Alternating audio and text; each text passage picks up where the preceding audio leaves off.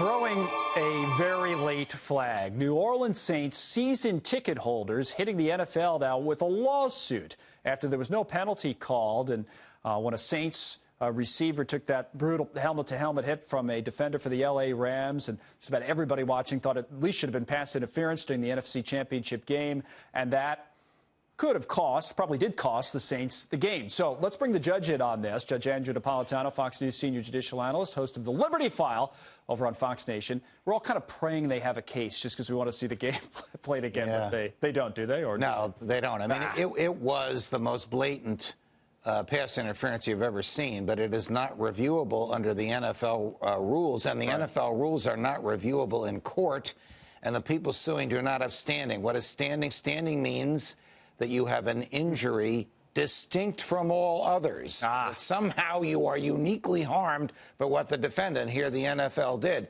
And that's hardly the case. Now, real quick, thousands, maybe millions of people are harmed because they wanted the Saints to win.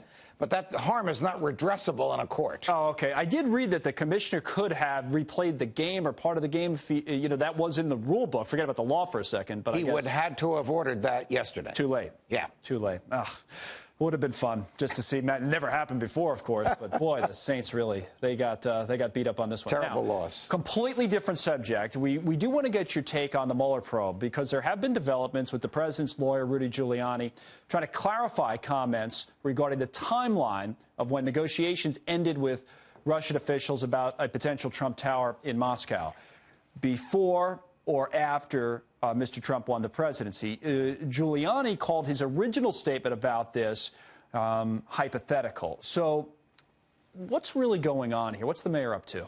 I think that Mayor Giuliani is aware of evidence that the special counsel has about an agreement between the Trump campaign and Russian intelligence for the Trump campaign to receive something of value from Russian intelligence.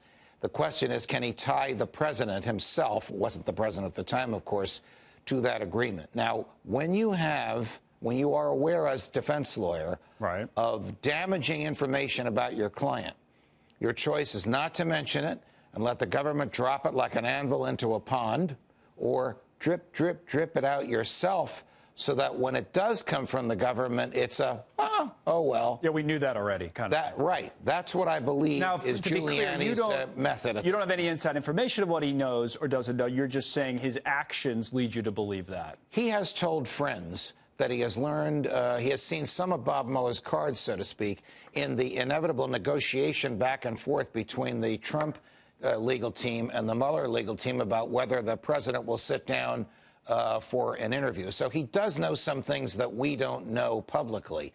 But he is shrewdly, if you will, even in a goofy manner, releasing some of it. So then he has to pull it back. From Bob Mueller, it doesn't come like a thud. So get that. That's how we kind of go through things in the media, whether, when a new report comes out, for example, we flip through it and say, I knew that already. And then we get to something, this is new, and then that gets reported. So you say that's kind of the media game that's being played. There's a downside to all of this. The mayor's reputation and his client's reputation for being uninterested in the truth expands because he keeps throwing these things out and saying, well, I didn't mean it. There weren't any tapes. I was thinking of other tapes. Or, yeah, I threw that out, but it was just a hypothetical. When you make a wild allegation like that, it seems like every Monday morning he's walking back something he said on the Sunday talk shows. Right. And then it becomes real quick. Is there something out there now in the public that's damaging to the president? And when it comes out, we'll say, it's old news. But what's the most damaging fact we actually know, real quick?